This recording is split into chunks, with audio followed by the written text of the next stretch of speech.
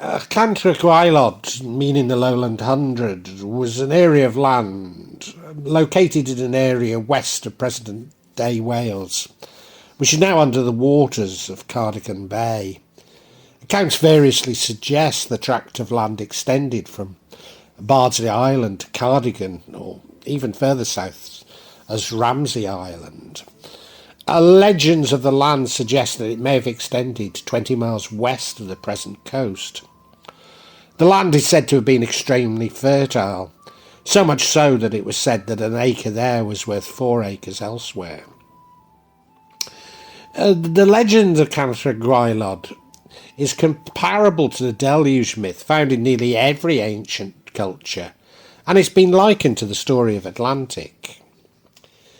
Although I'm not aware of anyone attempting to map its features to those described by Plato, as occurs in so many potential sites, including Sundaland. Was this the inspiration for Dion Fortune's belief in Atlantis that I mentioned in my vlog, Llandudno's Magical Fortune? Or more likely, was it the North Wales story of Helig? This seems to relate the Welsh Atlantis to King Arthur and Bran the Blessed, possibly even the location of Anwyn.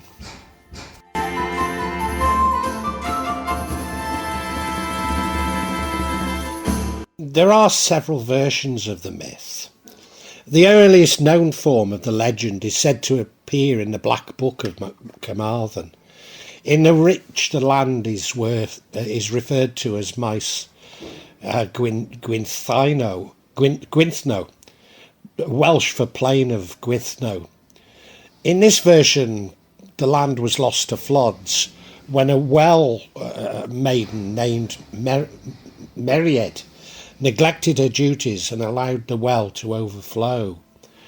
Or is this a result of a mistranslation of the medieval Welsh, which bears even less similarity to modern Welsh than medieval English does to modern English? Maybe she was actually a high-ranking official that the royal family trusted to keep the people of Cantre'r Gwaelod safe. Ancient Welsh people would have seen Meried as a high priestess of the well, which isn't surprising since in Celtic mythology the goddess Brigid rules over wells. The church bells of Cantre'r Gwaelod are said to ring at times of danger. The popular version known today is that they have been formed in the 17th century onwards, although it's said to relate to 600 CE. Cantre'r Gwaelod is described as low-lying land, fortified against the sea by a dyke, Badrig, St Patrick's Causeway, with a series of sluice gates that were opened at low tide to drain the water. Cantre'r Gwaelod's capital was Caer Withno, supposedly near Aberystwyth, seat of the ruler Gwynthnno Garanir. 2 princes of the realm had held charge over the dyke.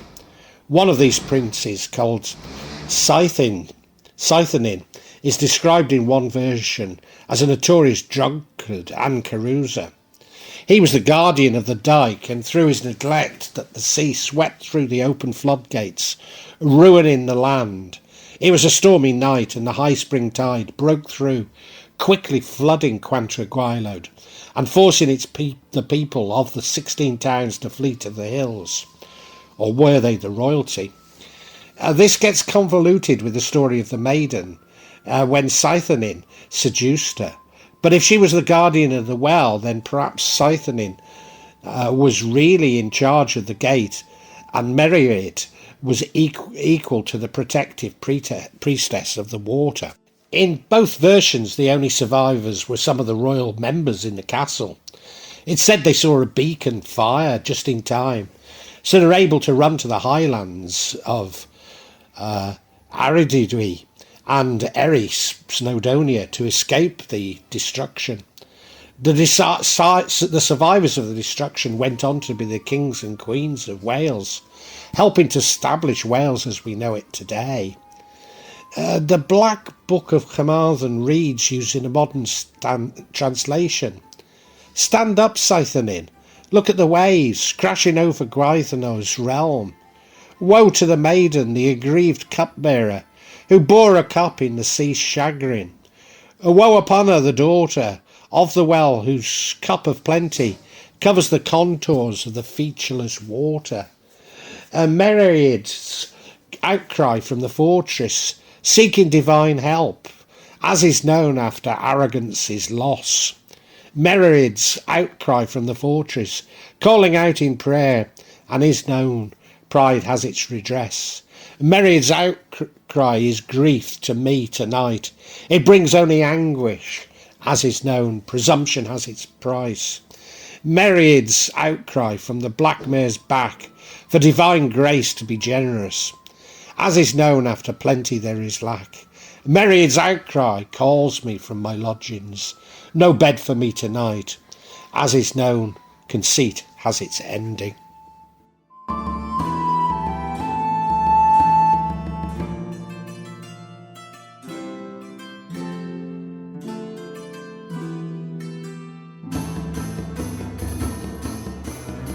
As well as Taliesin, the 6th century bard of the Godolphin, there's also Taliesin, the mythical character who had magic, shape-shifting powers. The witch Cerridwen could not bring herself to kill him because of his beauty. Instead, she put him in a leather bag and cast him into the sea. He was discovered in a fish weir at Borth. The weir belonged to Gwaelod, a Garanhir, king of Cantre'r Gwaelod, and the foundling was adopted by Gwaelod's son, Elfyn, who gave him the name Taliesin, meaning radiant brow. Dion, the sea god, was jealous of an old man's 3 daughters, so he sends a storm to Cardigan Bay to steal them. The father was heartbroken, and Dion soon regrets his actions. Instead of sending them back, he turns them into seagulls, so that he could be at sea or on the land. Whenever the father would walk on the beach and call his daughters names, they would come to them. Another legend associated with the sands of the Dowvey estuary recounts how Maelgwn kept his crown against rebelling lords by challenging them to a contest to see who could resist the tide and float to shore on his throne. The winner would become the overlord of the others. The cunning Maelgwn modified his chair by waxing and covering it in feathers, which made it float, enabling him to claim superiority over others. Another tradition has that a giant called Idris Gower, whose throne was at Cadair Idris, Cadair meaning chair, roamed the hills of Aberdofi, carrying a massive bell. Now, I've claimed Cadair Idris, or Penny Gada, a few times, and the scree above Clincow certainly looks like a throne. He liked to paddle, and he sometimes left his mountain eyrie to stride in the waters of the River Dowvey. One day he was surprised by a great storm and drowned, but his bell continues to ring to this day.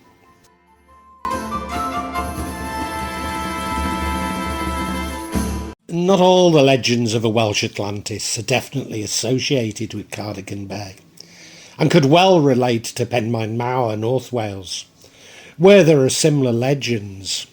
Indeed, the North Wales sunken land is called Helig, which is sometimes convoluted with Cantre'r Gwaelod. While stories of sunken bells ringing are not uncommon, there are such stories related to Helig. Legends developed about it, suggesting that it was the palace of the Prince Helig ap Llanwg, who lived in the 6th century and whose sons established a number of churches in the area. He owned a large area of land between the Great Orme's Head, Llandudno, and the Menai Strait off the north coast of Gwynedd.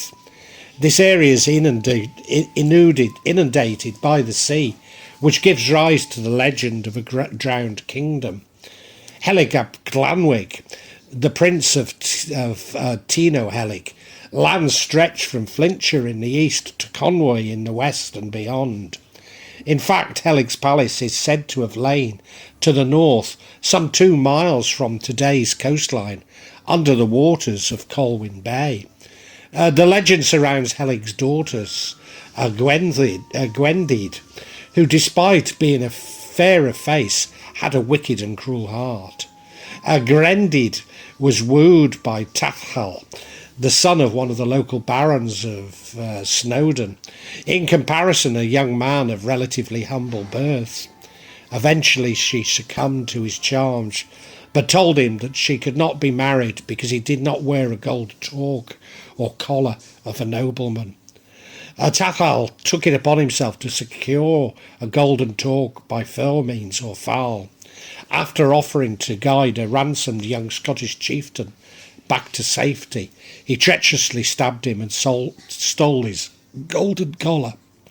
Tathal claimed to have been set upon by a band of robbers headed by an outlaw nobleman who he'd slain in fair fight.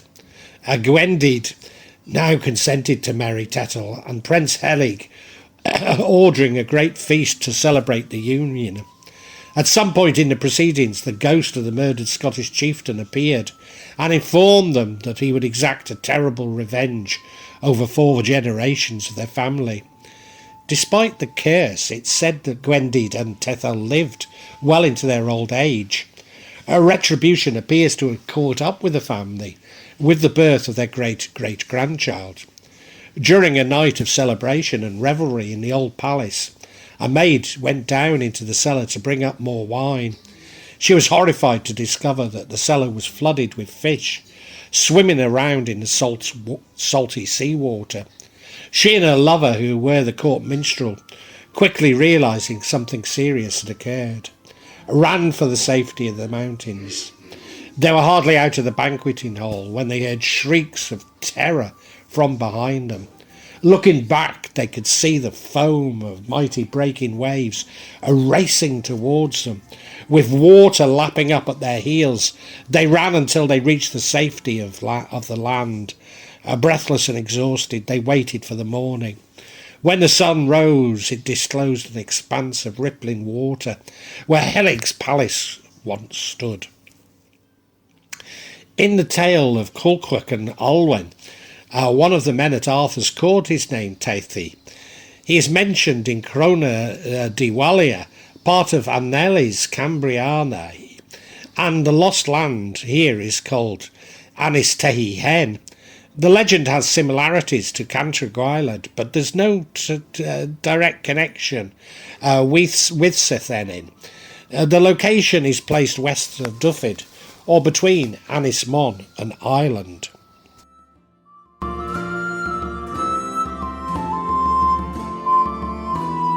The myth may be a folk memory of gradually rising sea levels at the end of the Ice Age. The physical remains of the preserved sunken forest at Borth and of the Sarn Badrig nearby could have suggested that some great tragedy had overcome the community there long ago. Ptolemy marked the coastline of Cardigan Bay in the same location as it appears in modern times, suggesting that the flood occurred before the 2nd century CE, although he produced coordinates suggesting that the coastline at the time may have been some 13 kilometres further west than it is today.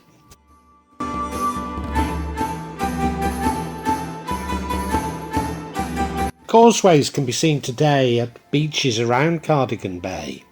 Known as Sarno, these ridges stretch several miles into the sea at right angles to the coast and are located between each of the 4 river mouths in the north of Cardigan Bay. Modern-day geologists believe that these formations of clay, gravel and rocks are moraines formed by the actions of melting glaciers at the end of the last ice age. The remains of the submerged forest at Inglas near Innisglas near Borth is associated with the lost land of Cantre'r Gwaelod. Dead oak, pine, birch, willow and hazel stumps preserved by the acid anaerobic conditions in the soil is revealed at low tides. Storms in 2010 and 14, and in particularly Storm Hannah in 2019, eroded the seabed offshore and revealed more stumps. The forest is estimated to have been submerged between 3,000 and 5,000 years ago. Evidence of human habitation include a timber walkway made of coppice branches and upright posts, human footprints preserved in hardened peat and burnt stones, thought to be from the hearths. Certainly 2 sunken islands are apparent off the coast of Cardigan. Neither correspond directly to Cantre'r Gwaelod, the first being between Aberystwyth and Aberdyfi, the second by Barmouth. These are shown on the medieval Gooch map, which is maybe evidence of the legendary sunken kingdom of Cantre'r Gwaelod. The Gooch map is held in the collections of Bodleian Library at Oxford University. Is the earliest surviving complete map of the British Isles, dating from as early as the mid-13th century. In fact, the old maps reveal just how much of the Welsh coastline has changed. Perhaps the next most striking example is how Porthmadog and Tremadog were formerly submerged by Glasslyn estuary. William Alexander Maddox MP, who gave his name to Madog, created the cob to retain the waters and creating a means of exporting the slate from Blaenau Ffestiniog. According to the Mabinogion, Traeth Mawr, the estuary, is where 2 warring sides agreed to settle their conflict by a duel between Pryderi from South Wales and Gwydion from the north. Gwydion had triggered the conflict by stealing Pryderi's pigs. With the help of his magical powers, he won the duel near Maenthroch, on the route to Blaenau Ffestiniog, where Pryderi is buried.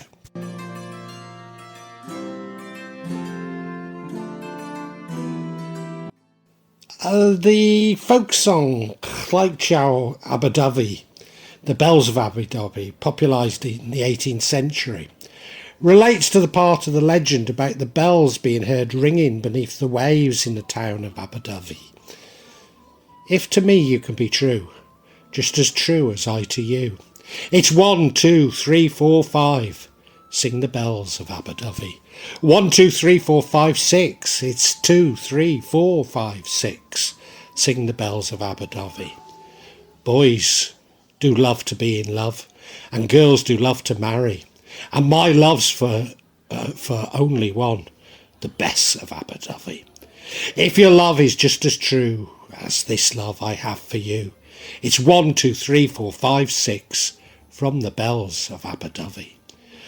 Bold with love I'm back once more, just to camp against your door. It's 1, 2, 3, 4, 5 and 6, sing the bells of Aberdyfi. 1, 2, 3, 4, 5 and 6. It's 1, 2, 3, 4, 5 and 6, sing the bells of Aberdyfi. Here's an end to all faint hearts, till truth is your pleading. It's just meet be halfway. It will be all I'm needing. And if your love is half as true as this love I have for you, it's 1, 2, 3, 4, 5, 6 from the bells of Aberdyfi.